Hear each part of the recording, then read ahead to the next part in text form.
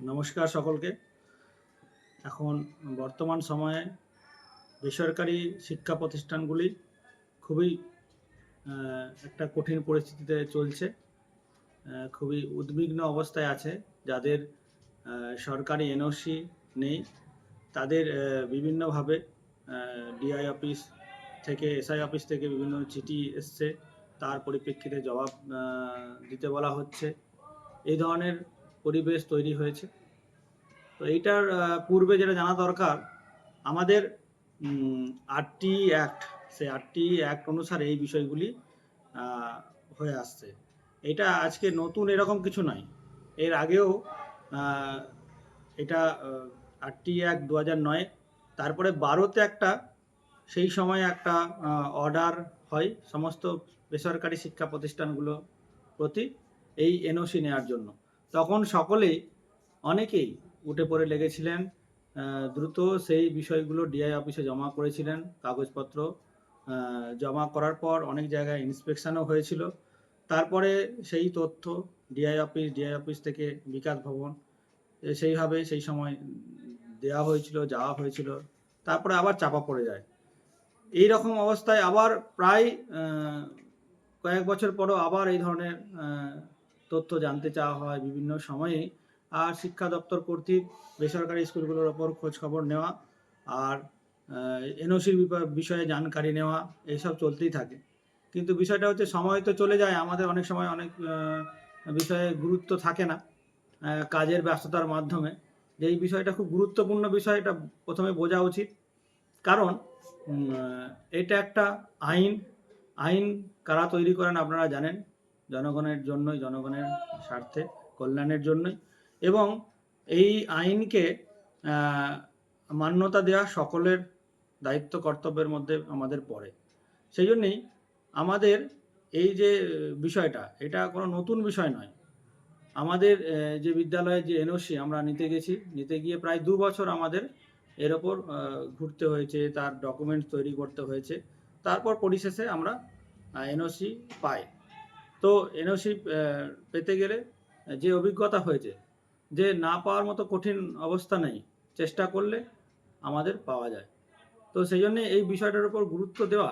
এখন যে পরিস্থিতি আছে, আমরা যখন এই এনওসির ওপর ছোটাছুটি করছি 2025-এর সময় শেষের দিকে, বিশেষ করে সেই সময় আমরা জানতে পারছিলাম যে বিভিন্ন সময় আবার যে কোনো মুহূর্তে বেসরকারি স্কুলগুলোর ওপর আবারই সরকারি নজর পড়তে পারে, বা এই ধরনের তথ্য সেই সময় বারবার জানতে চাইছিলেন যে দ্রুত কাদের কাদের এনওসি নেই তার রিপোর্ট তলব করা, এইসবগুলো চলছিল আমরা জানি 2025 সাল থেকেই। তো এখন আবার নতুন করে এই বিষয়টা এসছে।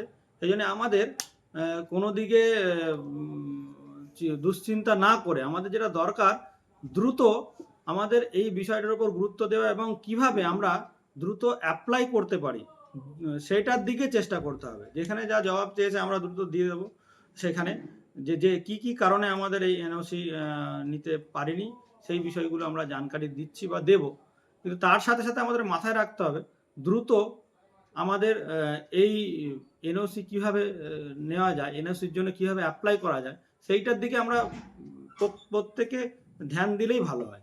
সেই জন্যেই যেটা গুরুত্বপূর্ণ বিষয়, আগে খুব চিন্তায় আমরা ছিলাম যে এনওসির প্রথম ধাপ, আমরা যখন এনওসি অ্যাপ্লাই করতে যাই, যেটা খুব কম্পালসারি হয়ে ওঠে, যেই জায়গাটা আমরা আটকে যাই, সেটা হচ্ছে ফায়ার এনওসি।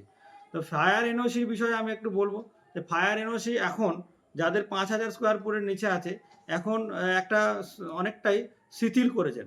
সেখানে সেলফ ডিক্লারেশন দিয়ে আর কিছু ফায়ারের সরঞ্জাম নিয়ে ওনারা ফায়ারের যে এনওসি, সেটা আপাতত দিতে পারবেন আপনাদের কাজে লাগার জন্য। এইটা হয়তো অনেকে জানেননি। দ্রুত যারা ফায়ারের কাজ করেন, ফায়ার অ্যাপ্লাই করেন, সেইখানে যোগাযোগ করে, দ্রুত যোগাযোগ করলে আমরা ফায়ারের বিষয়টা অনেকটা দ্রুত সমাধান করতে পারবো। ফায়ারের চলতে চলতে আমাদের যে বিষয়গুলো, যে তথ্য ওখানে আপলোড করতে হবে, পশ্চিমবঙ্গ শিক্ষা পোর্টালে আপনারা যে সমস্ত বিষয়গুলো নিয়ে, যে ডকুমেন্টসগুলো তৈরি করে আপনারা ওখানে আইডি, পাসওয়ার্ড আইডি ক্রিয়েট করে আপনারা দ্রুত সেখানে আপলোড করতে পারেন। যে আপলোড করার আগে যে বিষয়বিন্দুগুলো আমাদের প্রয়োজন, যে ডকুমেন্টসগুলো প্রয়োজন, সেইগুলো নিয়ে পরবর্তী ভিডিওতে আমরা আলোচনা করব। সেখানে একবারে ওই ওয়েবসাইটেই সুন্দর করে দেওয়া আছে যে কি কি লাগবে। দেখুন, আমরাও যখন করতে গেছি, এই অভিজ্ঞতা শেয়ার করবো বলেই আমরা বলেছি। আমরাও যখন করতে গেছি সব কিছু আমাদের একবারে সব ছিল সেটা নয়, সঙ্গে সঙ্গে যে পেয়ে গেছি এটা নয়। কিন্তু আমরা স্কুলের মধ্যে, আমি ব্যক্তিগতভাবে এবং আমার কার্যালয়ের যিনি এই বিষয়টা দেখেন, তাকে নিয়ে আমরা প্রতিদিন একটা যোজনা প্ল্যান করেছিলাম। প্ল্যান করে একটা আলাদা একদম ছুটির পর একটা একেবারে এনওসি সেল টাইপের একটা করা হয়েছিল। সেইখানে আমরা প্রত্যেকে ঠিক করতাম প্রতিদিনের কাজের ব্যস্ততার মধ্যে দিয়ে, যে ঠিক করতাম যে আজকে এই পেপারসগুলো আমরা রেডি করব, বা এই এক সপ্তাহ সময় নিলাম, এক সপ্তাহের মধ্যে এই তো ডকুমেন্টসগুলো আমরা তৈরি করব।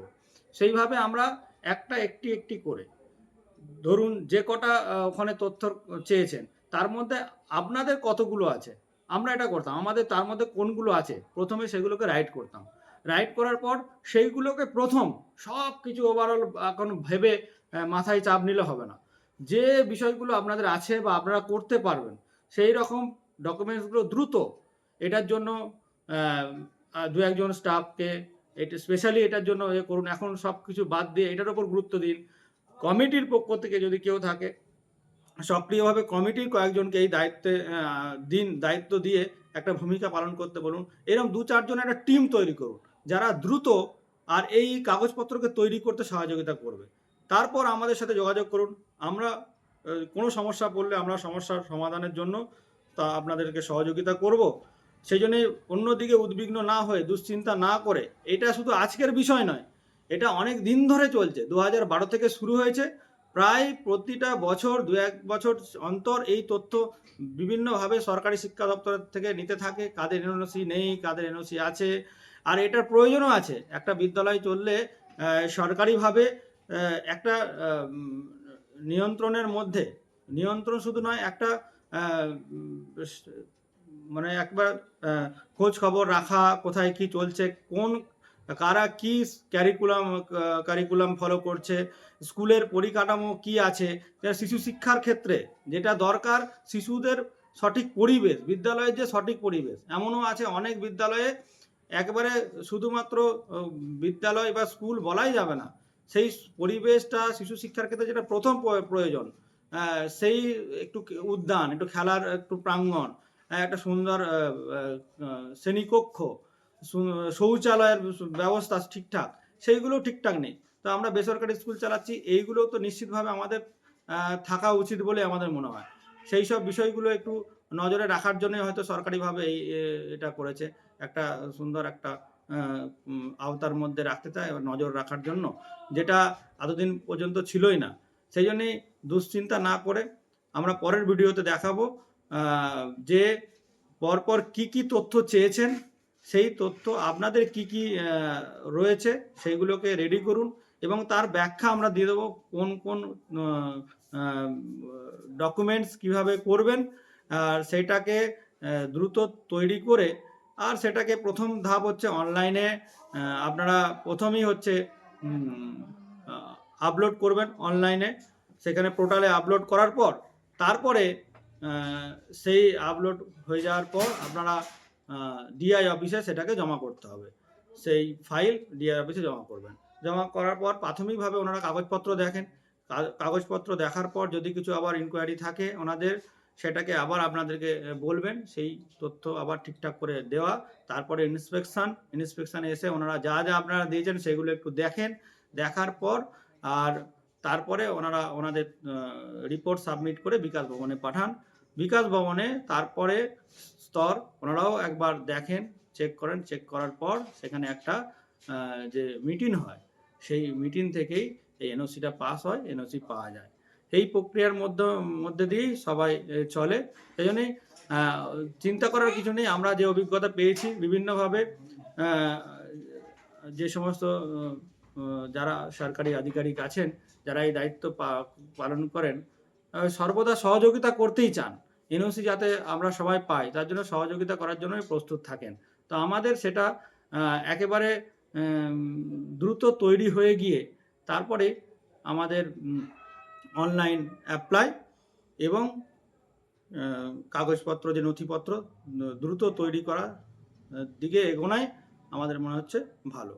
আর একটা বিষয় বলি, যেটা আরেকটি অর্ডারে তো জানিয়েছেন যে আহ, যে ফিজ, যেটা আমাদের এনওসি সংক্রান্ত যে ফিজ যেটা জমা করতে হবে, সেটা কত কী দিতে হবে, এটা অনেকে জানতে চেয়েছেন। সেই জন্যই এই বিষয়টা হচ্ছে যে ক্লাস 4 প্রাথমিক বিদ্যালয়ের ক্ষেত্রে গ্রামীণ ক্ষেত্রে হচ্ছে 3,000 টাকা, শহরাঞ্চলের হচ্ছে 5,000 টাকা।